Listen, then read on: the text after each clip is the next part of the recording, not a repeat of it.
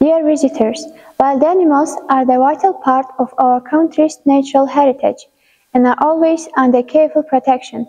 Among these remarkable creatures, the porcupine stands out for its unique appearance and attracts the interest of countless nature lovers. A specimen of this fascinating animal is currently on display in the Nature Hall of the National Museum. Porcupines belong to the rodent family and are classified as burrowing animals.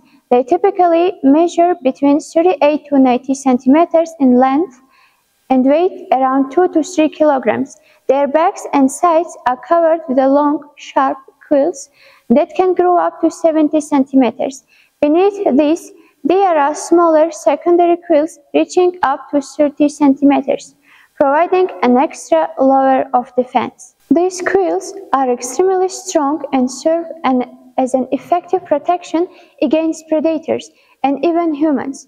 Interestingly, when the porcupine walks, its quills make a distinctive rattling sound, which acts as a warning signal to potential threats.